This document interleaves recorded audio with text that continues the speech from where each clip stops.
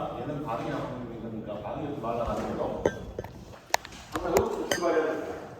본 문제로 항산 용액이 묽어졌어요. 이 묽어진 용액을 농도를 높이기 위해서 더 진한 용액과 섞어서 밖으로 빼서 그 정도의 농도 용액을 만들었다는 겁니다.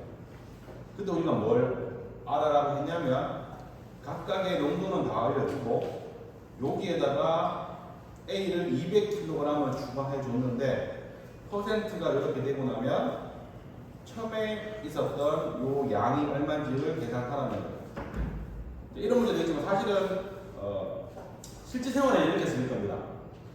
실제 생활에 황산 용액이 지금 이 정도 퍼센트로 100kg이 남았는데 여기에 200kg의 이 용액을 섞으면 만들어진 용액의 농도가 어떻게 되느냐라고 물어보는 게 사실은 더 현실적인 문제이긴 하지만 문제가 이렇게 나왔으니까 살펴봅시다.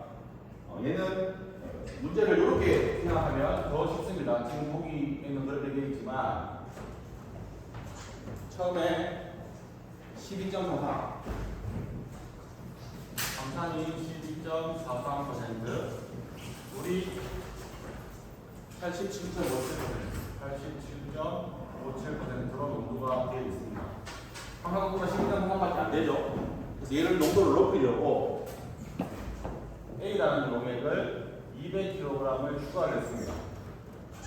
그 주어진 농도가 77.7kg의 7%의 황산과 22.3%의 물이 섞이는 용액을 섞었더니만 묽은 용액과 찌든 용액을 섞은 농도가 진해지겠죠? 얼마까지 진해지냐면 황산이 18.63%의 황산으로 진해지고 81.37%의 물의 농도를 갖는 프로덕트가 나왔습니다. 얘를 프로덕트라고 A를 두고 F를 넣어줬습니다. 그럼 대로 연한 용액하고 진한 용액하고 섞어서 밖으로 빼냈습니다. 반응은 전혀 없죠. 서로 다 섞이니까 생성되는 거 없고 소비되는 거 없습니다. 집어넣었다가 섞어서 빼냈어요. 축적되는 양이 없습니다. 그럼 이번 문제도 결국은 인풋 빼기 아웃풋은 제로. 인풋과 아웃풋이 간단한 물질 주기식 하나만으로 요 개념으로 문제 주기식을 세울 수 있는 거예요. 전체에 대한 문제 주기식을 세우고 각각 부분에 대한 문제 주기식을 세워보면 됩니다. 그래서 먼저 전체에 대한 문제 주기식을 세워보면 전체적으로는 들어가는 게 뭐냐면 F가 들어가고 A가 들어가서 프로덕트가 나오는데 A가 이미 200kg이라고 정해져 있습니다. F가 100이 나면 P는 300이 되겠죠. 식이 하나 나왔습니다. 식은 나왔고 모르는 게 두 개니까 요 식 하나만 가지고 내 P를 공수를 못합니다. 그래서 제가 식을 하나 더 만들어 볼게요. 그걸로 황산 성분에 대해서 식을 만들어 보겠습니다. 다 액체니까 2%는 7%일 겁니다. 그러면 황산은 여기 들어가고 여기 들어가서 여기 나오니까 황산이 두 개가 합쳐서 나온다고 생각을 하면 F가 들어갈 때 F의 몇 퍼센트? 12.43 0.1243이 여기에 들어가는 황산입니다. 여기 들어가는 황산은 200kg이 들어갈 때 황산이 70.7% 0.777 들어갑니다. 나오는 것은 프로덕트가 얼마 나오는지는 모르겠지만 프로덕트에 0.1863이 황산이기 때문에 또 황산에 대한 식이 하나 만들어졌습니다. 식 두 개 만들어졌죠? 식은 두 개고 모르는 거는 FP 두 개니까 이 두 식을 이용하면 풀 수 있습니다. 여기 P 대신에 F 플러스 200을 집어넣고 식을 풀면 F 값이 나오겠죠. 그렇지만 물에 대한 식을 하나 더 세워봅니다. 물은 똑같죠? F가 들어갈 때 물이 얼마 들어가냐면 0.8757만큼 들어가고 200이 들어갈 때 물이 얼마 들어가냐면 22.3, 0.223만큼 들어가고 프로덕트가 나올 때 여기 81, 0.8137의 물이 나오는 물에 대한 식이 만들어졌어요. 모르는 건 F랑 P 두 개지만 식은 3개가 만들어졌어요. 하지만 잘 보세요. 요식하고 요식을 더하면 요식이 나옵니다. 그죠? 그럼 이 세 가지 식은 서로 독립적이지 않은 거야. 두 가지 식만 독립적인 거, 나머지 하나는 독립적인 거기 때문에 식이 세 개 만들어졌지만 식을 세 개 다 이용할 필요가 없습니다. 그래서 편의상 요 두 식을 이용해서 우리가 F, P 대신에 F 플러스 1을 집어넣습니다. 그러면 F가 구해질 거고 F가 나오면 그 F에다가 200을 넣으면 P가 구해지겠죠. 이래놓고 검사하는 방법은 이 F와 이 P를 가지고 여기에다가 집어넣어서 이 식이 맞는지 확인해보면 아, 내가 문제를 제대로 풀었구나 안 풀었구나 확인할 수 있을 겁니다. 계산하는 건 어렵지 않기 때문에 여러분들이 직접 계산을 해보시면 뭐의 기능 F가 1905kg이 나오고 P가 거기 200개 있으면 2105kg이 나옵니다.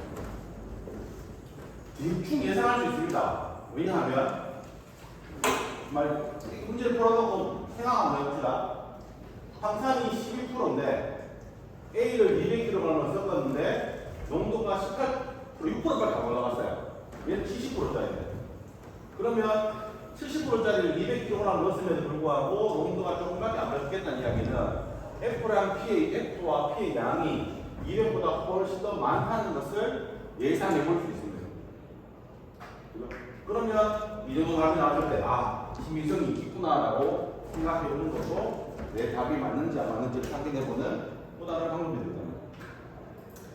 물론 이 사정에 나머지 문제들이 있긴 한데 원칙은 똑같지만 제가 생각하기에 깔끔한 문제들이 아니기 때문에 굳이 이 많은 것들을 다시 풀어볼 필요는 없는 거고. 그래서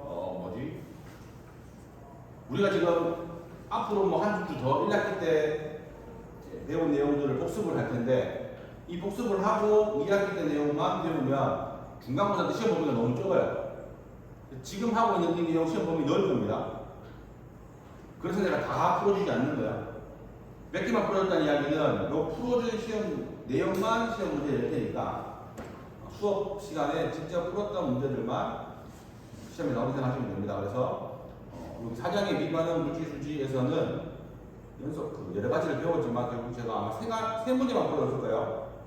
요거 하고 4.2하고 요거 하고 4.3하고 4.4 세 가지만 풀어줄 테니까 요 세 가지만 문제를 풀 수 있으면 반응이 일어나지 않는 문제수지는 여러분들이 제대로 이해할 수 있다고 생각을 할 겁니다.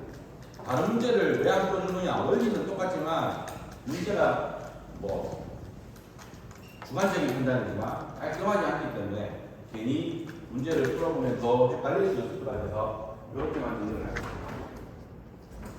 자, 그러면 이제부터 뭐 할 거냐면 반응이 있는 물질 수준을 살펴봅니다. 한번 해나가면 축적은 인 빼기 아웃이고 생성되다가 그냥 빼주는 건데 반응이 없으면 인 빼기 아웃이 축적이고 축적되는 게 제로이기 때문에 인 이꼴 아웃으로 만들었는데 그죠? 축적되는 양이 반응이 없고 축적되는 양이 있는 것은 사실 의미가 없어요. 그래서 우리는 이 5장에 다루게 될 반응을 포함하는 물질은 여전히 정사 상태이기 때문에 요거는 4장에서 다뤘던 내용이고 5장에서 다뤘던 내용은 마찬가지로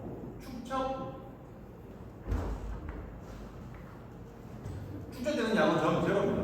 여전히 축적은 제로지만 인하고 아웃하고 생성되거나 소비되는 게 얘가 있다는 거예요. 다시 써볼까요? 어떤 말이 되냐면 아웃을 넘겨보겠습니다. 아웃이 되는 양은 들어가는 양에다가 생성되거나 소비되는 양을 고려해서 나온다는 거예요. 얘는 뭐예요? 반응이 없을 경우는 아까 계속 in equal out이라고 적었는데 다시 쓰면 아웃되는 양이랑 인되는 양이 똑같아요. 반응이 있으면 들어가는 게 다 나오지 않는다는 거예요.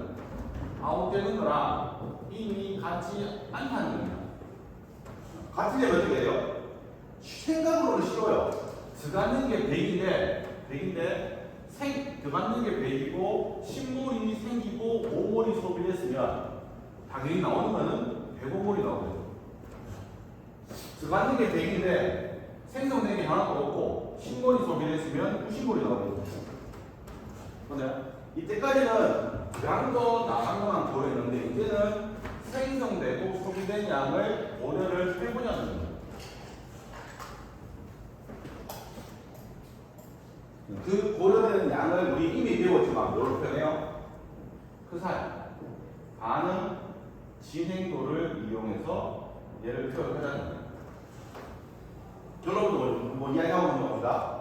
그래서 특정 성분이 I 성분이 들어가는 몰수하고 I 성분이 나올 때의 몰수는 반응이 어떨 때는 같아야 되지만 반응이 있으면 같지 않게 되죠. 얘를 반응이 있을 경우에 같게 하려면 여기에 뭐가 들어가냐면 UI 그 사이가 들어가면 얘가 같아집니다. 이 반응 진행도를 정의를 하면 얘가 뭐가 되냐면 생성되거나 소비되는 양을 다 고려해주는 변수가 되는 게 반응 진행도 그 사이가 됩니다. 반응 진행도 그 사이를 살펴보기 전에 당연히 알아야 된다고 생각하고 많은 학생들이 알고 있겠지만 여전히 어려워하는 학생들이 있어서 다시 한 번만 정리합시다.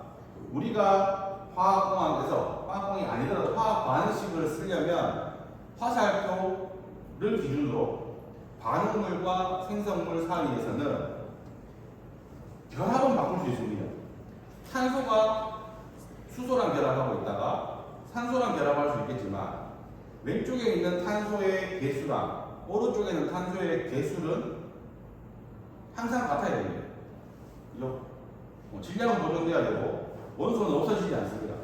그래서 항상 우리는 화학 반응식을 쓰게 되면 아주 간단한 예로 메탄이 산소랑 연소 반응을 해서 CO2와 H2가 생긴다 라고 했을 때 이렇게 적었을 때 왼쪽에 있는 원소의 숫자, 종류와 숫자, 오른쪽에 있는 원소의 종류와 숫자 항상 동일하게 맞춰놔야 됩니다. 지금 맞습니까? 탄소 1개, 수소 4개인데 수 2개밖에 안 되죠. 얘를 맞춰야 됩니다. 어떻게? 하나씩 맞춰가 봅시다. 여기 적혀있는 원소를 다 적어볼까요? 탄소 1개, 똑같네요. 오케이. 수소는 여기 4개예요. 오른쪽에는 2개밖에 없죠. 같게 하려면 얘를 2를 곱해야 되니까 2를 곱하면 됩니다. 산소는 여기에 2개가 있고 여기에 2개가 있고 여기에 2개가 있으니까 합쳐서 4개가 있네요. 왼쪽으로 똑같게 하려면 얘가 2가 돼야 되니까 2가 됩니다. 이렇게 하는 것을 우리가 균형된 화학 반응식이라고 하고 이제 앞으로는 항상 균형된 반응식을 써야 됩니다. 항공과는 항상 연소 반응을 많이 다루기 때문에 메탄뿐만 아니라 조금 더 어려운 헥탄이 나와도 마찬가지입니다. C7개, H16개가 산소랑 반응해서 CO2와 H2O가 만들어질 때 균형반되는 식을 써봅시다. 탄소가 7개, 이쪽에는 1개밖에 없으니까 곱하기 7하면 여기가 7 되겠죠. 수소는 16개, 여기는 2개니까 곱하기 8해서 16개를 만듭니다. 똑같아지고 산소는 2개, 14개하고 8개니까 22개가 되니까 여기에 C3 곱해져서 C3이 됩니다. 이렇게 균형 맞추는 식을 항상 해봐야 됩니다. 그 다음에 사실 이렇게 끝내면 안 돼. 한 번 더 확인해 봐야 돼. 왜냐하면 곱하기를 하다 보니까 처음에 맞춰졌는 게 틀어질 수 있습니다. 그럼 다시 한 번 더 많이 봐보죠. 7개, 16개, 22개 맞는지 확인해야 답이 되는 거예요. 맞습니까? 이렇게 적히면 요 숫자가 뭐냐면 물론 1이 있지만 1을 생략하겠죠. 우리 학생이 생략하니까 1, 11, 7, 8을 뭐냐고 우리가 양론 계수라고 해요. 양론 계수. 양론 계수. 뭔가요? 양론 계수를 의미하는데 단순히 1, 11, 7, 8로 정의하는 게 아니라 반응물, 화살표 왼쪽에 있는 반응물에 대한 양론 계수는 우리를 음수로 정의하고 왜 없어지니까. 생기는 7과 8은 양수로 정의를 하고 있습니다. 하고 그 양론 계수를 어떻게 표현하냐면 UI라고 해요. 예를 들어볼까요? U의 C 7개 H를 헥탄의 양분 계수는 헥탄의 양분 계수를 말하는데 헥탄의 양분은 얼마예요? 마이너스 1. 산소의 양분 계수는 마이너스 11. CO2의 양분 계수는 7. H2의 양분 계수는 8. UI라고 적을 때는 I 성분의 양분 계수를 의미하는 거고 이 양분 계수는 생성 반응물은 음수로, 생성물은 양수로 계산을 해야 됩니다. 혹시나 그럴 일은 없겠지만 그렇게 착각하는 사람도 있습니다. 반응물의 양분 계수와 생성물의 양분 계수를 합치면 항상 같아야 된다. 틀립니다. 1, 11을 합치면 12, 7, 8을 하면 15인데 달라도 됩니다. 양분 계수를 합치면 같아야 되는 게 아니라 양분 계수가 정해지고 나면 그 양분 계수에 따라서 나타나는 원소의 개수가 양쪽이 같아지면 되는 겁니다. 자, 그 다음에 이 양분 계수가 의미하는 바는 헥탄 1개하고 산소 11개하고 반응하면 이산화탄소 7개, 물이 8개가 생긴다는 의미죠. 이 양분계수의 의미는 질량을 나타내는 게 아니라 개수를 나타내는 거고 그 개수가 똑같이 6.02 곱하기 10의 23개 있으면 몰수가 나타나는 거니까 제일 쉽게로는 이 양분계수의 의미는 몰수를 나타낸다고 생각하시면 됩니다. 헥탄 1몰이 반응해서 반전이 없어지려면 산소가 11몰이 있어야 된다는 거죠. 그러면 얘를 모르더라도 내가 실험을 직접 해보지 않더라도 얘를 1몰, 얘를 11몰 반응시키면 무조건 이산화탄소는 7몰, 물이 8몰이 생긴다는 거예요. 이해되십니까? 자, 그래서 또 하나 나오는 중요한 문제가 이겁니다. 뭐지? 문제 여기 나왔습니다.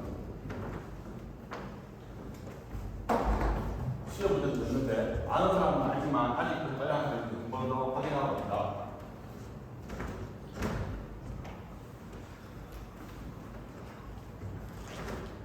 방금 했는 거기 때문에 다시 볼게요. 헥탄은 실제로 11몰의 산소랑 반응해서 7몰의 CO2, 8몰의 물이 생깁니다. 문제가 뭐냐면 내가 지금 뭐가 있냐면 헥탄이 10kg이에요. 얘를 완전히 산소를 충분히 공급해서 얘를 완전히 반응시켰을 때 뭐 CO2가 얘가 몇 킬로그램이 생기는지를 확인해 보라는 거예요. 이걸 잘 이해하려면 우리 방금 이야기했던 개념을 잘 알아야 됩니다. 1대 7은 뭐예요? 1몰이 반응했을 때 7몰이 생기는 거예요. 그죠? 1kg이 반응했을 때 7kg이 생기는 게 아닙니다. 그래서 헥탄이 10kg이 있다면 일단 제일 먼저 해야 될 것은 헥탄 10kg이 몇 몰인지 먼저 계산해냅니다. 그러면 걔랑 헥탄이 1대 7이니까 헥탄의 몰수만큼 반응했을 때 발생하는 CO2의 몰수가 얼마인지 계산할 수 있겠죠. 그 다음 얘를 가지고 CO2의 킬로그램이 얼마인지 계산하면 되는 거예요. 이것도 우리가 지난 시간에 배웠던 뭐죠? 환산계수처럼 하면 돼요. 무슨 말이냐면 1몰 여기서 대가리 주는데 1몰의 헥탄이 반응하면 7몰의 CO2가 발생한다. 이거 자체도 요 문제에서는 환산계수가 되는 거예요.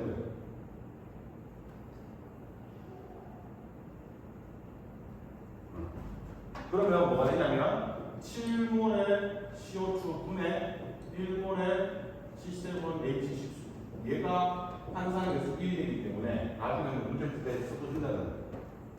해봅시다. 지금 뭐 제가 땄냐면 10kg의 C17H16 헬탄이 있습니다. 얘를 먼저 뭘로 바꿀 거냐면 몰수로 바꿔봅시다. 질량을 몰수로 바꾸려면 분자량을 알면 되죠. 얘의 분자량이 얼마입니까? C가 12가 7개, 84고, 후속 1의 16개니까 100이네요.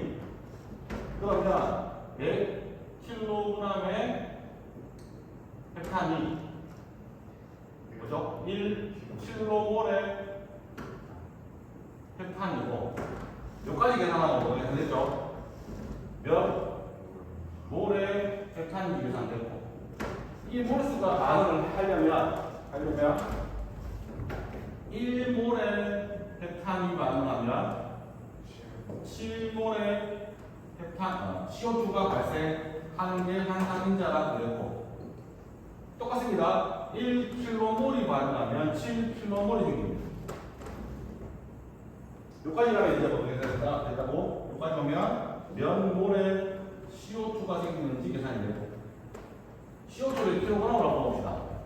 1kmol의 CO2는 12가 1개, 산소 16이 2개니까 40, 32라 해서 44가 분자됩니다. 그러면 44kg의 CO2가 생기는 거니까 얘 킬로그램 헬탄 어떠시고 킬로몰 헬탄 어떠시고 킬로몰 CO2 어떠시면 마지막으로 킬로그램의 CO2가 발생합니다.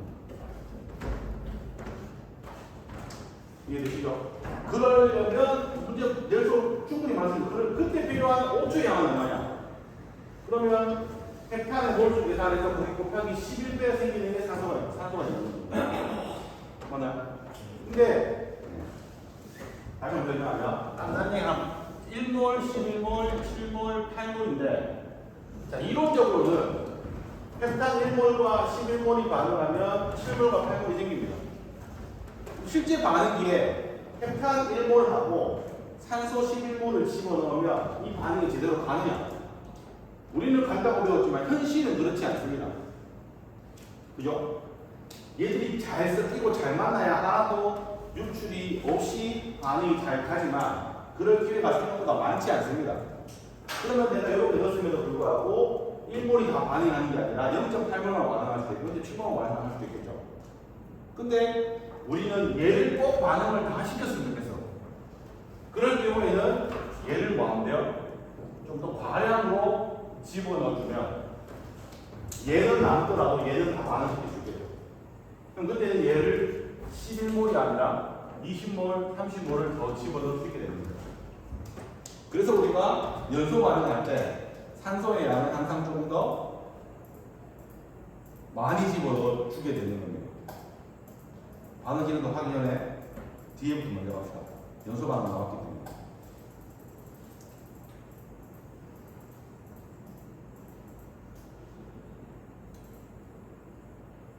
이게 중요하죠.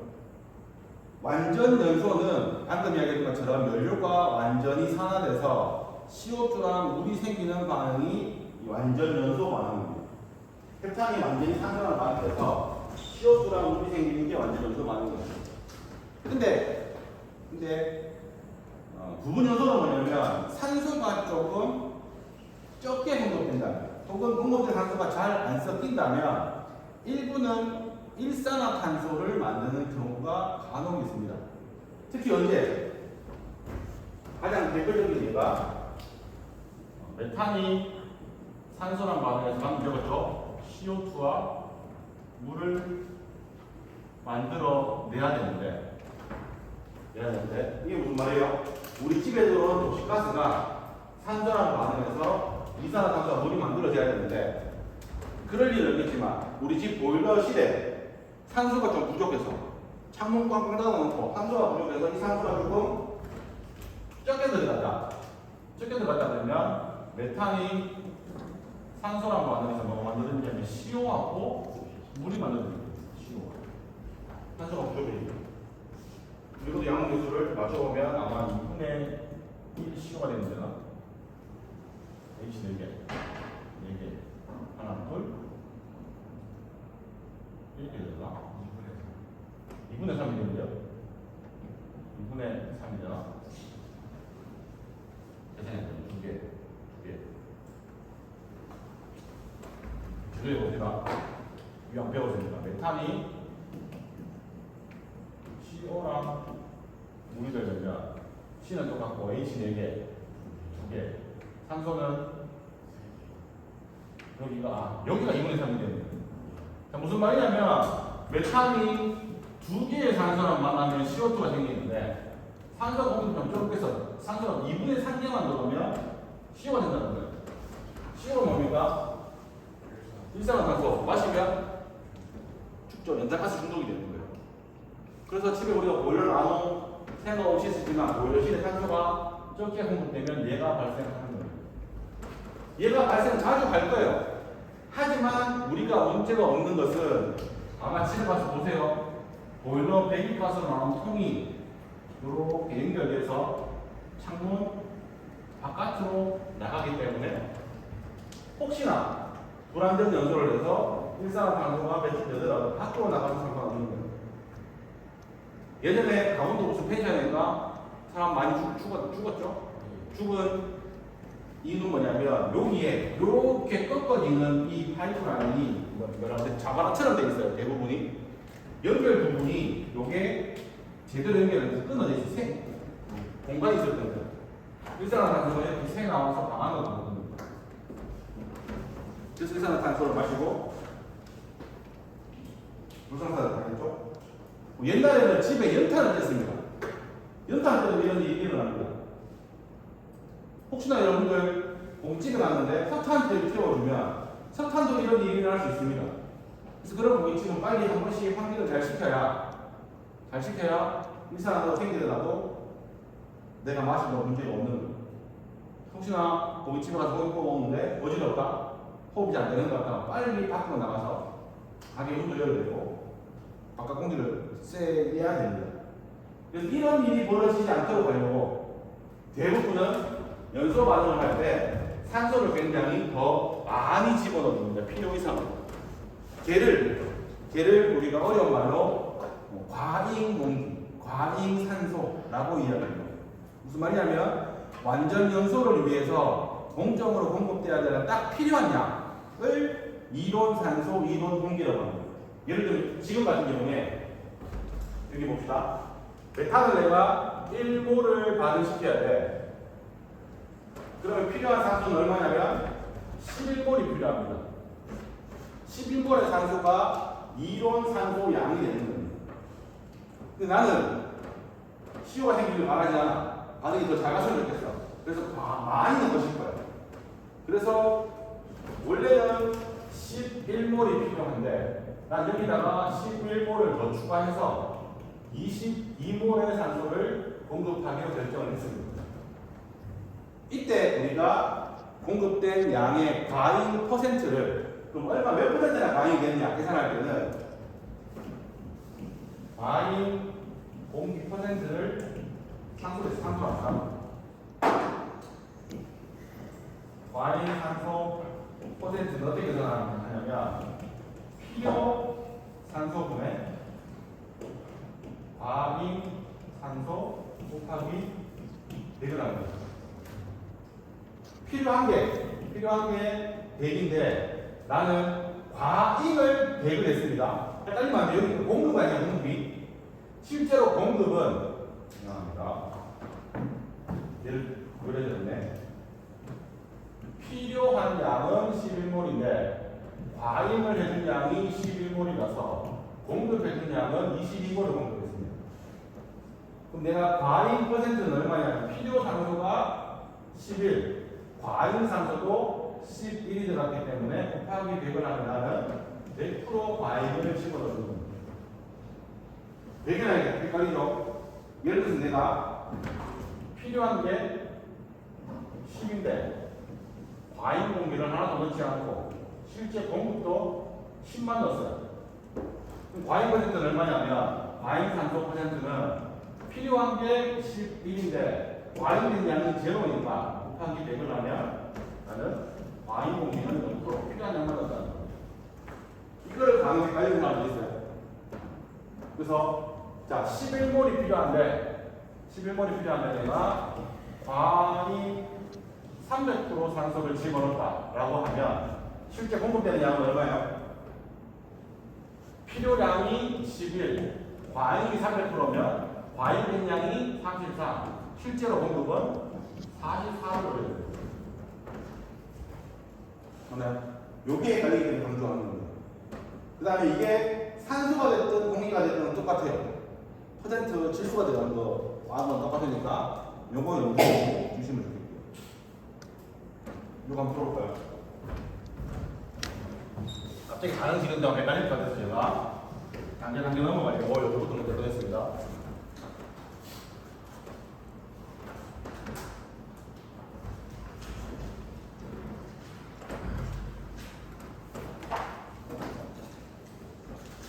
뭐였지? 프로판이 뭐 LPG. 우리도 LPG 하고 있죠. 자동차에 C3H8을 20kg을 뭐했어? 얘랑 400kg의 공기를 집어넣어서 만들었더니 뭐가 만들었냐면 44kg의 CO2가 12kg의 CO가 만들어집니다. 이때 과잉 공기 퍼센트가 얼마인지를 물어봤습니다. 그럼 방식 한번 적어봅시다. C3H8 프로판이 공기를 넣지만 결국 산소랑 반응해서 CO2와 H2O를 만들어냈을 겁니다. C가 3개네요. C 3개. C 1개니까 곱하기 4하면 C 3개. 수소가 8개. 여기 2개니까 곱하기 3하면 4하면 8개니까 8주니까 4가 됩니다. 산소는 2개, 6개, 4개니까 10개가 돼서 5가 되네요. 그러면 요 식을 보면 프로판 1몰이 반응하려면 산소 5몰이 필요합니다. 그 다음에 문제가 함정이 있습니다.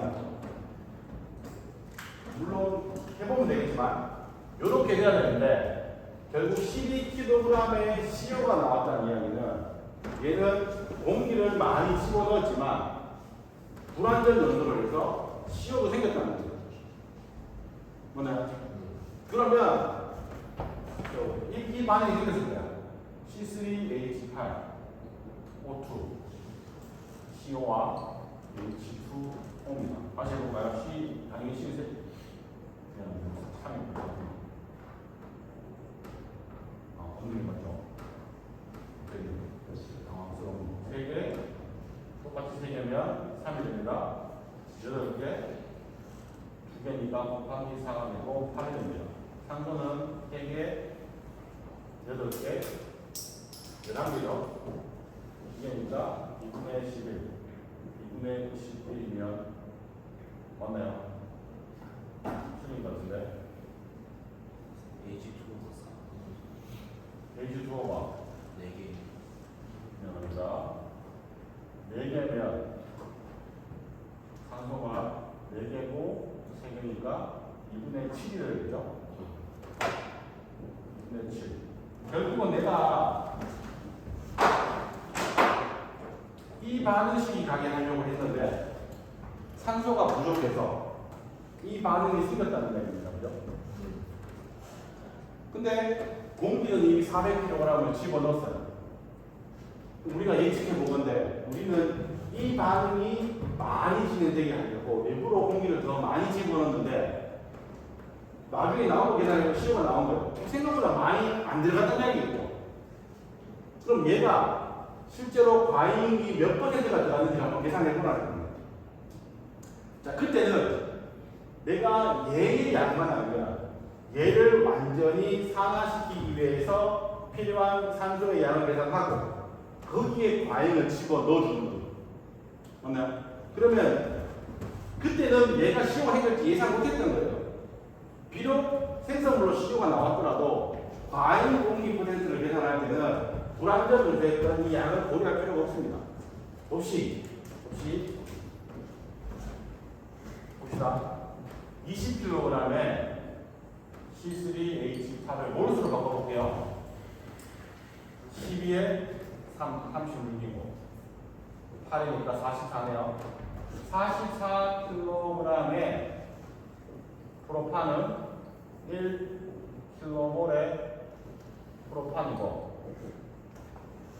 그 다음에 1kmol의 프로판이 하려면 5배 5kmol의 산소가 필요한 겁니다. 공기로 가봅시다. 근데 0.21kmol의 산소는 1kmol의 공기량이 되기 때문에 여기까지 계산하면 필요한 공기가 얼마인지 계산이 되겠죠. 계산해놓은 거 있나? 필요. 내가 봅시다.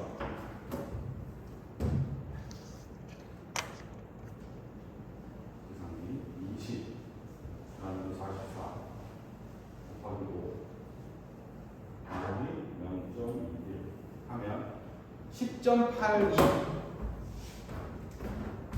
10.82kmol의 공기가 필요한데 공기는 400kg의 공기를 집어넣을게요. 공기에 들어간 공기의 몰수를 계산해 봅시다. 우리 기억하면 좋다고 그랬죠? 공기의 분자량은 19kg의 공기가 1kmol의 공기입니다. 계속 계산해볼까? 400 나누기 29를 하면 13.79kmol의 공기가 실제로 공급이 됐고 얘가 필요한 양이죠. 그러면 실제로 과잉된 양은 공급된 양 빼기 필요한 양입니다. 공급이 13.79가 들어갔고 필요한 게 10.82니까 실제로 과잉된 양은 1.97인가? 2.97인가? 2.97이죠. 2.975kmol의 공기가 과잉이 됐습니다. 과잉된 퍼센트는 어떻게 계산하냐면 필요분의 과잉, 필요가 10.81이네. 그분의 과잉분의 미안합니다. 필요분의 과잉입니다. 2.97 곱하기 100을 하면 책에 나와 있는 것처럼 28%. 실제로 많이 했다고 쳤지만 28% 정도밖에 과잉을 안 넣어진 거기 때문에 결국 28% 과잉을 넣었음에도 불구하고 CO2만 하는 게 아니라 CO가 한 겁니다. 그래서 최소한 50% 이상은 넣어줘야 됩니다. CO 반세기가 물론 더 많이 넣는 것도 좋지만 실제로 반응이 해보세요. 연소 반응하는데 똑같이 얘가 1몰이 있으면 5몰이 필요한데 우리가 산소를 5몰 넣어주면 그나마 괜찮아요. 근데 산소를 넣어주지 않고 뭘로 넣어줘요? 공기로 넣어주죠. 그럼 공기의 79%는 질소야. 이 질소가 같이 가서 얘랑 만나려고 하기 때문에 산소가 얘랑 만나는데 찬스를 방해하면 되더라고요. 그러니까 많이 집어넣어야 돼요. 그렇게 하지 않으려면 어떻게 하면 돼요? 순수한 산소를 집어넣어주면 돼. 그러면 과잉 퍼센트를 조금 줄일 수 있지. 근데 순수한 산소를 어떻게 집어넣어야 돼요? 공기에서 질소 분리해내고 산소를 집어넣거나 어디서 산소를 사와서 집어넣어야 되겠죠. 그 비용이 많이 든다는 거야. 그럴 바에는 공기 과잉 퍼센트를 늘려주면 되고 대기 중에 있는 공기를 따라 넣어주면 돼요. 대신에 공기를 많이 넣을 때 들어가는 펌프 용량만 키우면 가격이 싸기 때문에 공기로 산소를 공급하되 과잉 퍼센트를 늘려주면 돼요. 자, 그랬을 경우에 간단히 나가봅시다. 나중에 여러분들이 배우게 되는데 지금 앞으로 이 CO2가 문제가 있어요. CO2가 되게 이렇게 나가면 지원하는 이렇게 되면 이 CO2를 공작물 쪽에서 모아서 저장해서 버리거나 활용해야 되는데 얘를 줄이려고 공기를 많이 집어넣고 나면 공장 꿀뚝에서 CO2가 나오는데 CO2만 나오는 게 아니라 산소, 질소랑 같이 섞여 나오는 거죠. 과일을 많이 넣어주면 넣을수록 얘가 더 많이 나와요. 배기가스 중에 CO2 농도가 떨어지겠죠. 이것 중에 CO2를 골라내는 것도 큰 원이고 큰 어려움이 있습니다. 나중에 상황에 상황에서 한번 배워볼게요. 그래서 옛날에는 맞죠? 얘만 안 잡히게 하려고 얘를 때려 넣었는데 이제 이것까지 생각하면 또 복잡해진다는 거예요. 하나만 더 물어봅시다. 이거는 시험 문제 나왔던 거죠?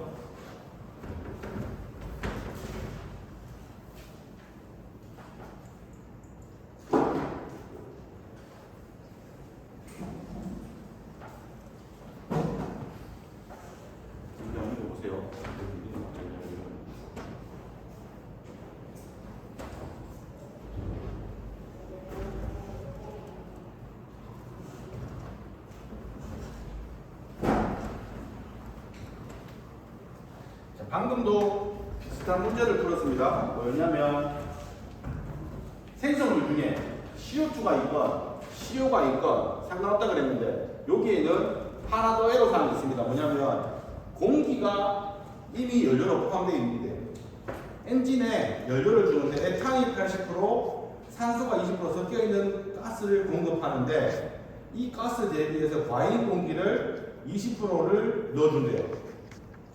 근데 이 에탄을 집어넣어주면 에탄의 80%는 CO2가 되고 10%는 CO가 되고 10%는 반응하지 않는데요. 이걸 맞추려면 집어넣어줘야 되는 공기 양이 얼마인지를 물어봤습니다. C2H6를 산소랑 반응해서 CO2H2로 만든 반응입니다. CH5 해보시죠. C가 2개, 한 개니까 곱하기 2. 수소가 6개, 2개니까 곱하기 3에서 6개. 산소는 2개, 탄소는 4개, 3개, 7개니까 2분의 7이 됩니다. 이 반응기를 한번 그려봅시다. 얘는 여기에 C2H6가 80%, 산소가 20%, 공기를 집어넣어주는데 공기를 과잉 공기 200%를 집어넣습니다. 이제 나오는 게 뭐가 나오냐면 당연히 CO2도 나오고 물이 나와야 되는데 일부는 CO도 나오고 반응하지 않은 C2H6까지 섞여 나온다는 거예요. 제가 계산하기에는 문제에서 뭐라고 했냐면 연료가스 얘가 F가 100몰이 들어갔을 때 공기가 몇 몰이 들어가야 되는지 계산해 보랍니다. 힌트는 이렇게 P를 양을 계산해 보니까 F가 100몰이면 실제로 얘가 80몰이 들어가고 얘가 20몰이 들어가고 있는 겁니다. 그러면 우리는 과잉 퍼센트 어떻게 계산해야 되냐면 연료가 80몰이 들어갔기 때문에 80몰이 다 반응한다고 가정하면 산소는 80 곱하기 2분의 7몰만큼만 필요하겠죠. 맞나요? 실제로 반응이 필요한 것은 계산하면 280몰이 필요합니다. 필요한데 얘를 200% 집어넣어주면 되는데 연료의 20%가 이미 섞여들어요. 섞여들어오면 사실적으로 생각해보세요. 우리가 과잉을 해주는 이유가 뭐냐면 연료하고 산소하고 만날 길이가 적기 때문에 질소가 같이 들어가니까 만날 기회를 높이기 위해서 과잉을 넣어주는데 이미 얘는 산소 연료가 섞여 있어. 얘는 얘랑 잘 맞아요. 그렇기 때문에 규칙을 잡았어요. 과잉 블렌드 구할 때 연료에 산소가 들어오면 실제 필요량 280몰에서 연료에 포함된 20몰을 뺀 260몰만 우리가 공기로 공급하면 되는 거예요. 그죠? 그런데 몇 퍼센트? 200% 과잉한다니까 실제로 이게 공기로 공급할 필요할 수 있는 양이 260이고 과잉 양이 200%니까 260에 2배가 되니까 520몰이 필요하니까 과잉의 양이 실제로 공급되는 양은 보면 260에 520을 더한 780몰이 공급되는 거예요. 맞나요? 이거 계산할 때 뭐 할 필요 없다? 얘가 여기 이러는데 이 연료 중에 80%가 CO2로 가고 10%가 CO로 가고 10%는 반응 안 한다 했는데 이런 언급이 과잉산소 구할 때는 전혀 고려할 필요가 없다는 거예요. 과잉산소는 들어가는 양이 그대로 전달되는 그대로 반응한다는 전제로 계산하면 되는 거예요. 자, 이 문제를 풀기 위해서는 반응 진행도를 배워야 되니까 이제 다시 앞으로 가죠. 요소 반응 이해됐죠? 용어만 정리를 한번 해봅시다. 까지 했고 자, 그래서 미안합니다. 양론 계산했고 이거 맞추면 되고 이 문제는 좋지 않은 거 풀 필요 없습니다. 그래서 바로 반응계의 용어로 넘어갑시다. 반응 진행도 크살. 반응 진행도 아까도 이야기했지만 한국말이 어려워요. 자, 반응 진행도라는 말만 들으면 어떻게 오해할 수 있냐면 반응이 진행된 정도로 판단해서 60%냐 70%냐 라고 이야기하는 값으로 오해할 수 있습니다. 그거 아닙니다. 반응 진행도란 이야기는 정확하게 말하면 반응한 몰수를 이야기하는 겁니다. 근데 반응한 몰수를 모든 물질에 따라 똑같이 적용하기 위해서 반응한 몰수를 양분비로 나누어서 양분비당 반응한 몰수를 나타내는 겁니다. 그래서 이 반응 진행도는 반응물뿐만 아니라 반응물과 행성물 모두에 적용할 수 있는 문제입니다. 여기 봅시다. 반응물 또는 행성물 중에 하나에 대하여 반응에서 일어나는 화학 중의 몰수 변화를 양론 계수로 나눈 값이 반응 진행도가 되는 겁니다. 자, 예를 한번 들어보면요. ECO가 O2랑 반응해서 CO2 되는 반응이니까 여기에서 20몰의 CO가 10몰의 탄소랑 반응했습니다. 반응 전이죠. 반응 한 거는 결국 CO2가 15몰이 생겼다는 겁니다. 그죠? 해석해 봅시다.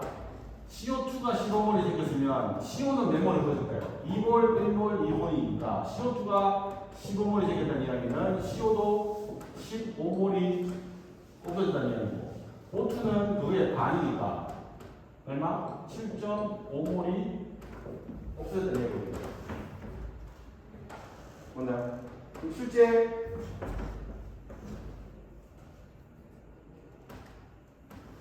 반응한 양은 CO2로 봅시다. CO2는 뭐라고 설명해야 되지?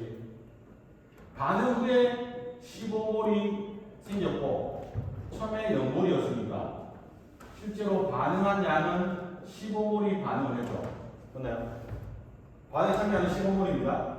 근데 반응 진행도는 얘를 그대로 놔두는 게 아니라 이 15몰을 양론 계수 2로 남은 7.5몰이 7.5몰이 반응 진행도가 돼요. 왜? 산소로 보죠, 산소. 산소에 반응한 양은 얼마예요? 산소는 얘가 15몰이 없어졌으니까 얘는 7.5몰이 없어졌죠. 그럼 산소에 실제로 반응한 양은 7.5몰이에요. 이렇게 할까요? 생성되고 준비됐지만 실제로 반응한 양을 반응한 몰수 양을 봅시다. CO2는 15몰이 생겼고 산소는 7.5몰이 반응해서 없어졌고 CO도 15몰이 반응해서 없어졌습니다고요. 맞나요? 정확하게 쓰겠습니다. 얘는 15몰이 없어졌고 15몰이 없어졌고 얘는 15몰이 생겼습니다. 얘에 대해서 일관적인 값을 반응 진행도를 어떻게 계산하면 되냐면 각각에 대해서 이 값을 뭐로 나오냐면 양동 개수로 나와볼게요. 생성물 양동 개수는 2, 산소의 양동 개수는 마이너스 1. 얘는 뭐죠? CO의 양동 개수는 마이너스 2. 이렇게 하고 나니까 뭐 나와요? 얘도 7.5몰, 얘도 7.5몰, 얘도 7.5몰로 다 같은 값을 보이는 거예요. 아, 그럼 얘를 반응한 몰수에다가 양동계수로 나눈 값을 우리가 어떤 하나의 변수로 정의하면 똑같이 적용할 수 있겠구나라고 생각하고 사람들이 반응 진행도를 이렇게 계산해요. 그럼 반응 진행도 이거 똑같이 적용해서 C로 써볼까요? 반응 진행도를 어떻게 계산하냐면 분모에는 양동 개수가 있고 분모에는 반응한 몰수가 되는 거죠. 반응한 몰수는 뭐냐면 반응 후의 몰수 빼기 반응 전의 몰수를 하면 돼요. 다시 쓰면 특정한 성분에 대해서 ni out 출구에 나오는 몰수에다가 ni in이라고 적으면 돼요. 요거를 어렵게 표현한 요식이 됩니다. 얘가 뭐냐면 반응 후의 몰수가 되고 얘는 반응 전의 몰수를 두 개 빼면 결국 반응으로 되는 거고 분모 분자가 반응 후의 몰수랑 반응 전의 몰수를 뺐을 때 플러스가 나오면 얘는 생성물이 되는 거고 뺐을 때 마이너스가 나오면 얘는 반응물이 되는 건데 어차피 양동계수로 나오다 보니까 반응 진행도는 플러스 값이 되는 거예요. 그럼 요식을 잘 보면 요식을 잘 봅시다. 그 사이는 UI, NI out 빼기 NI in입니다. 입니다. 알고 반응 진행도 양동계수 I 성분에 나오는 몰수, I 성분에 들어가는 몰수. 넘어가면 그 사이 UI는 NI out 빼기 NI in이 됩니다. NI in이 넘어오면 NI in 더하기 코사인 UI는 NI out이 돼요. 두 개를 바꿔서 적겠습니다. NI out은 NI in 더하기 UI 코사인. 무슨 식입니까? 반응이 전혀 일어나지 않았으면 반응 진행도는 제로입니다. 이 반응이 일어나지 않았다. 그러면 반응 진행도는 제로면 얘가 빵이 되겠죠? 반응이 없는 공정의 물질 수지는 NI1은 NI 아웃입니다. 근데 반응이 있어. 그럼 반응 진행도랑 값이 있어야겠죠? 그때는 들어가는 몰수에다가 반응 진행도와 양동계수를 곱해주면 얘가 뭘 하냐면 생성된 양이나 소비된 양을 보정해주는 값이 되기 때문에 들어가는 거에다가 생성된 양을 더하거나 들어간 거에다가 소비된 양을 더하면 얘가 나오는 양이 되기 때문에 반응이 있는 공정의 물질 수지는 이제 요식을 적용하면 되는 겁니다. 그러면 이때까지 우리가 풀었던 거에다가 뭐만 하나 추가하면 되냐면 반응 진행도만 계산하면 반응 진행도만 알면 그 반응의 물질 수지는 쉽게 풀 수 있는 게 되는 거죠. 이거 다 설명했습니다. 이렇게 된다고 했고 마지막으로 여기 나와 있네요. 한 가지 화학종의 생산이나 소비에 대한 반응 진행도를 알고 있습니다. 반응 진행도를 모든 화학종에 다 적용할 수 있는 거기 때문에 반응 진행도를 계산하려면 특정한 물질에 대해서 들어오는 몰수, 나가는 몰수를 알고 있으면 그 물질에 대한 반응 진행도를 계산할 수 있습니다. 그럼 그 물질에 대한 반응 진행도만 알면 그 반응 진행도는 다른 물질에도 적용할 수 있기 때문에 다른 물질에 들어오는 몰수만 알면 반응 진행도 계산을 해서 나가는 몰수까지 계산할 수 있다는 거예요. 그래서 제가 방금 물체 수치를 구할 수 있다는 것과 같은 이야기가 될 것 같습니다. 5.4 굳이 풀어볼 필요 없는데 문제가 대단히 되어 있기 때문에 이렇게만 정리하시고 다만 뭘 계산을 해야 되냐면 반응물이 10개가 있는 경우가 있습니다. 반응물이 10개가 있는 경우에 우리가 어떤 물질을 기준으로 반응 진행도를 잡아야 될지를 선택을 해야 될 경우가 있는데 그때는 뭘 기준으로 하냐면 반응물 중에 아까 얘기했지만 한계 반응물하고 과잉 반응물이 있습니다. 한계 반응물은 뭐냐면 제일 먼저 없어지는 물질. 아까 여기 펩탄이 1몰, 11몰이 있는데 나는 얘를 빨리 없애고 싶어요. 그러면 얘를 다 반응시키려면 산소를 많이 집어넣어야겠죠?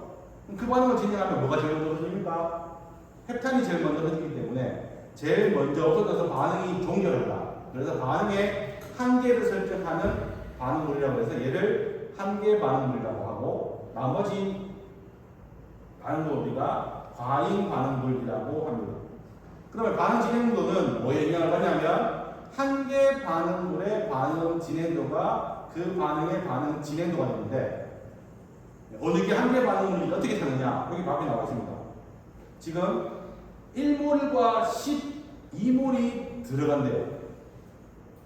바로 알 수 있겠네요. 쉬워서 이거는 왜? 얘가 1몰 있을 때 11몰만 있으면 되는데 11몰보다 더 많은 12몰이 들어갔기 때문에 얘가 한계 반응물이 되고 얘가 과잉 반응물이 돼서 반응 진행도는 한계 반응물을 가지고 반응 진행도를 계산하면 됩니다. 근데 들어가는 물질의 몰수가 언뜻 봤을 때 누가 한계 반응물이고 누가 과잉 반응물인지 잘 모를 경우에는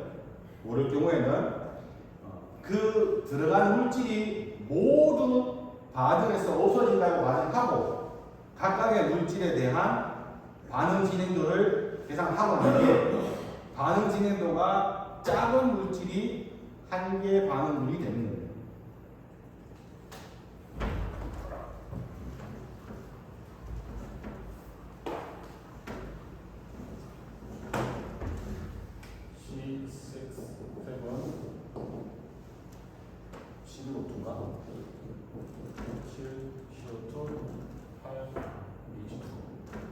얘가 1몰, 얘가 12몰이 들어간다고 칩시다.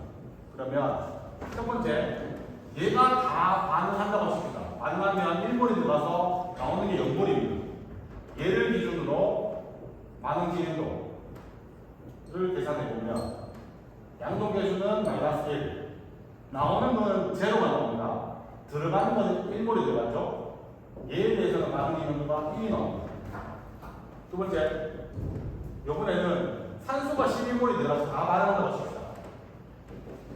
양동계수는 마이너스 11, 나오는 건 제로, 들어가는 건 마이너스 12, 11분의 12가 되니까 1. 얼마가 되겠죠? 얘가 더 크고 얘가 작습니다. 그럼 얘가 한계 반응입니다. 우리가 언뜻 봤을 때는 바로 답을 구할 수 있겠지만 그렇지 못한 경우도 간혹 있을 수 있습니다. 예를 들면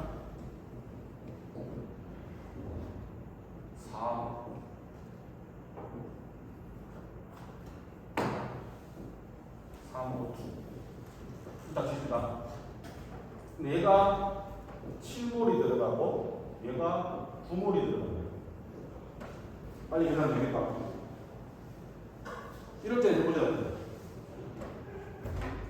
그 사이 C2H6일 때 양동계수는 마이너스 2, 나오는 건 제로, 들어가는 거는 7.